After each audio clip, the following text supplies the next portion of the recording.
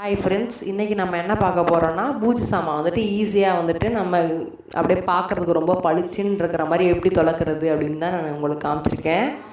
பாதி பூஜை சாமான் தொலைக்கிட்டே இருக்கும்போது சரி வீடியோ எடுத்து போடலாமே, நல்லா பளிச்சுன்னு இருக்கே அப்படின்னு சொல்லிட்டு உங்களுக்கு வீடியோ எடுத்து காமிச்சிருக்கேன். நான் என்னென்ன பொருள் யூஸ் பண்ணேன்னா சபீனா, அப்புறம் வந்துட்டு புளி, நல்லா பிளாக் கலரில் இருக்கிற மாதிரி புளி, அப்புறம் வந்துட்டு டிஜர்ஜென்ட் லிக்விடு, நம்ம பாத்திரம் விளக்குறோம்ல அந்த லிக்விடு, அது 3 பொருள் மட்டும் இருந்தாலே போதும். நல்லா வந்துட்டு பளிச்சுன்னு ஆகிடுது. நான் காமிச்சிருங்க பாருங்கள் எந்த அளவுக்கு பளிச்சுன்னு இருக்குன்ட்டு.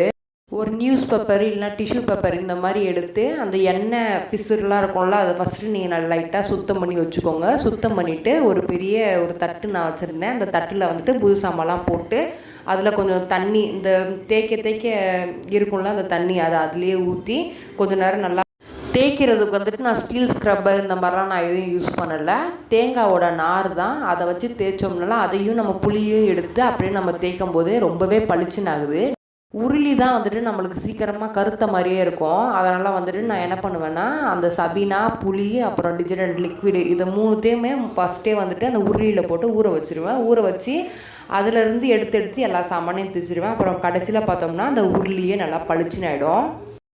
நல்லா தொலைக்கிட்டு கொஞ்சம் நேரம் நல்லா வெயிலெலாம் காய வைக்கக்கூடாது, வீட்டிலையே லைட்டாக காய வச்சுட்டு அப்புறம் வந்துட்டு நீங்கள் காட்டன் கிளாத்து, காட்டன் துணி எதுனாச்சும் இருந்தால் எடுத்துக்கோங்க. இல்லைனா டிஷ்யூ பேப்பர், நான் டிஷ்யூ பேப்பர் தான் எடுத்துக்கிட்டேன்.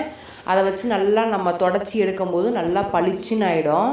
ஒரு வாரத்துக்கு ஒரு தடவை இல்லைனா 2 வாரத்துக்கு ஒரு தடவை கண்டிப்பாக பூஜை சாமான் கழுவிடுங்க. அப்போ தான் வந்துட்டு நம்ம நெக்ஸ்ட் டைம் நம்ம கழுவும் போது வந்துட்டு ரொம்பவே ஈஸியாக இருக்கும். நம்ம கஷ்டம் இல்லாமல் தேய்க்கிறதுக்கு ரொம்பவே யூஸ்ஃபுல்லாக இருக்கும்.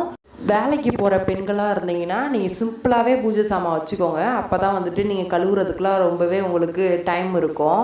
பூஜை சாமான்கள்லாம் வளர்க்குறதுக்கு நாள் கிழமெல்லாம் பார்க்காதீங்க. உங்களுக்கு எப்பப்போ டைம் கிடைக்குதோ நீங்கள் அப்போல்லாம் நீங்கள் க்ளீன் பண்ணி வச்சுக்கோங்க. இந்த வீடியோ உங்களுக்கு பிடிச்சிருக்குன்னு நினைக்கிறேன். பிடிச்சதை நம்ம சேனலை சப்ஸ்கிரைப் பண்ணி வச்சுருங்க. தேங்க்யூ ஃபார் வாட்சிங்.